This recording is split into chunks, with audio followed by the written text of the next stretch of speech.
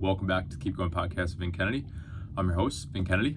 Today, obviously, we have a solo episode. Your inputs matter, and the things you listen to, the music you listen to, like it shapes you. Especially in today's world, like we're around people less as far as in the form of face-to-face contact. So who you're texting, the podcasts you listen to, the songs you even listen to, like it matters. They used to say that your 5 closest friends will dictate your future and your life. And I think that's like kind of taken a caveat now to like the 5 podcasts you listen to, the songs that you're regularly listening to, obviously the people you're texting and interacting with on social media, whether you know them in real life or not, are who are going to dictate where you go and what you do.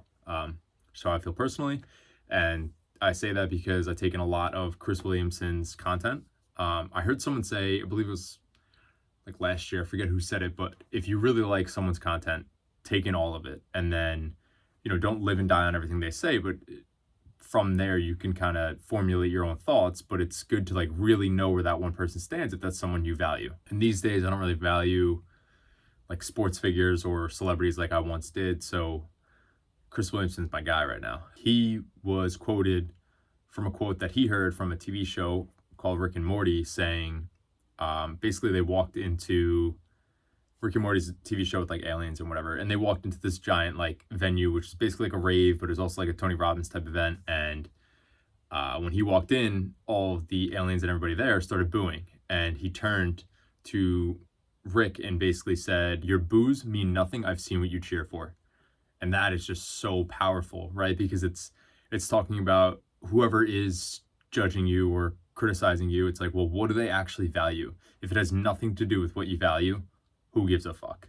And I think that hits so hard. It's that idea of like, why would you listen to somebody that's living a life that you don't want? That's not the way you want to go to begin with. So why are you going to value, not that you have to undervalue their opinion. You could still obviously hold their opinion with value, but really think about it logically for yourself. Like, does that make any sense for where I actually want to go? But yeah, I just thought that was great. And it kind of goes to the point that change is inevitable, but growth is optional. Choosing to grow and be intentional with change and with growth is going to propel you much further than, things are going to change in your life regardless. You're going to get older.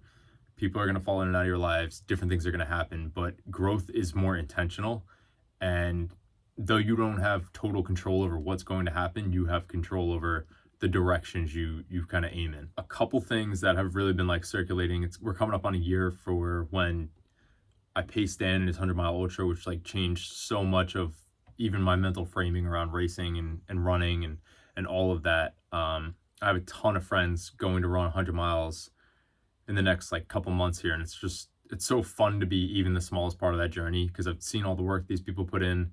And I've seen them change throughout the process as runners, as people. The 100-mile mark is just something special because it's such a long event that you really have like a journey through the whole process. Like a marathon could take, 3 or 4 hours, and you absolutely grow. And then through the prep, there's so much learning.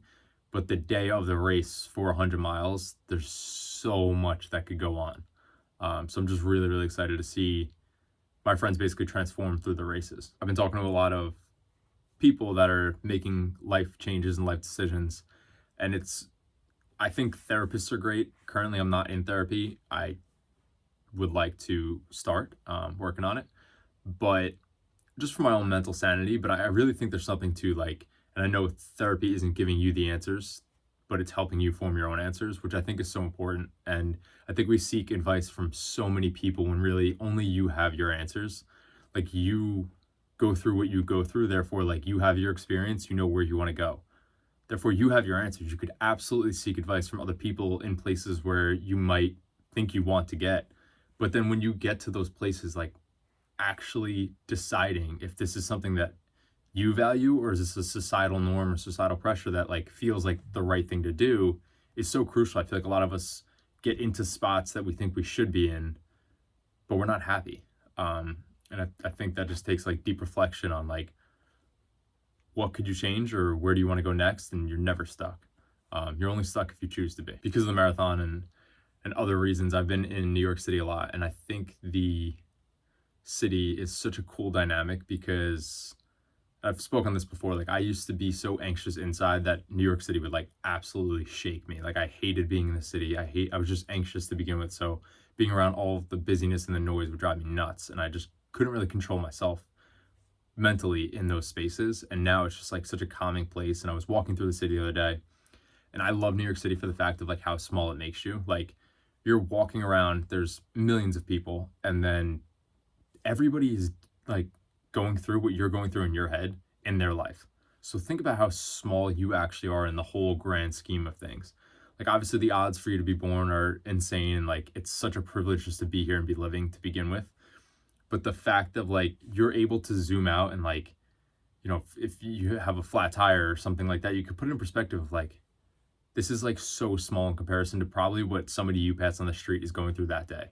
But it's so wild when you really sit back and it's like, wow, everyone around me, especially in a place like New York where there's so many people, so much foot traffic and just actual traffic, but just people in general. And it's like, wow, everyone is experiencing life, how I'm experiencing life, as far as, I have a million things going on. I have this and that. And then from there, it's almost like it's just easy to understand that you're not the most important thing, and that there are so many things going on in other people's lives, other people's day, that even when you encounter with people, it's such a brief encounter that it's not that big. Generally, most of the stuff that people are going through on the day-to-day, it's just not that big, and it shouldn't ruin your day type of attitude towards it. Two other things that I've really been like leaning on, I think I posted on my Instagram stories, where the right people don't just hear you, they listen.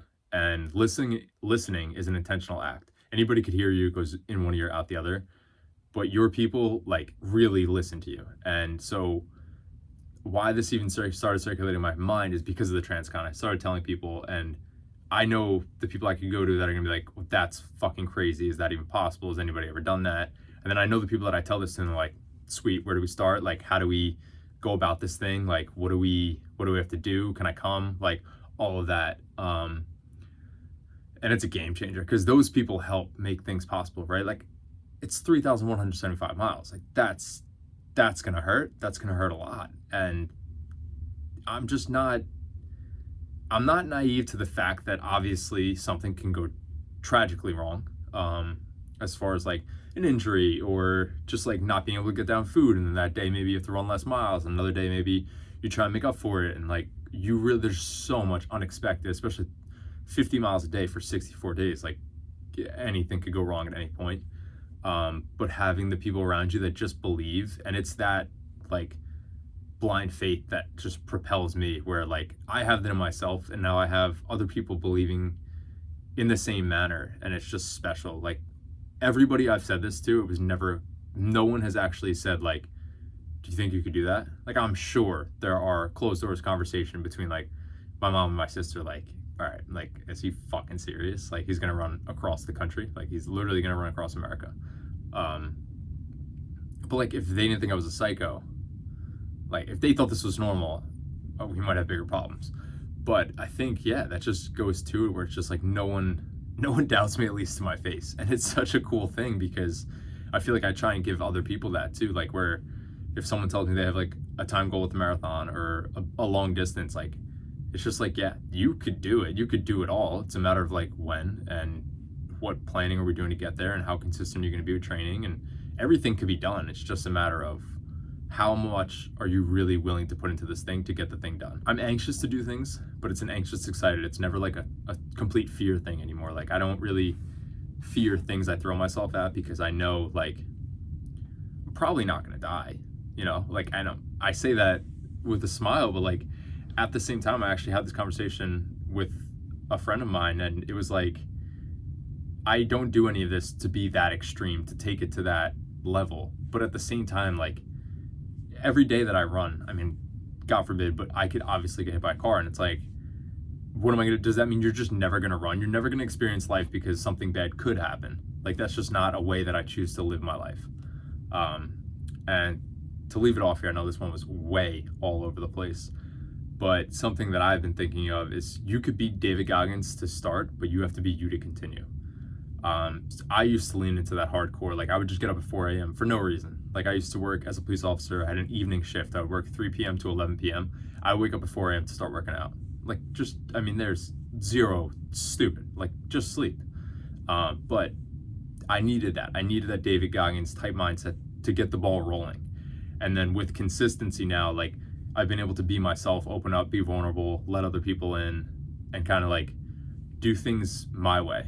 And I think that's so important because a lot of people get stuck in that like grind mode, grind until like your eyes bleed, and you're actually hurting your progress and regressing in certain areas when you do that, because you're not balanced at all. And I'm not saying that I live a completely balanced life, because by no fucking means do I. But I live a balanced life for what I want and what I need. And I'm not doing this to be David Goggins. I'm doing this to be myself and kind of just help whoever I can along the journey. I think this one was all over the place, but that's a great place to end it. Please comment, like, subscribe, and share. Thank you.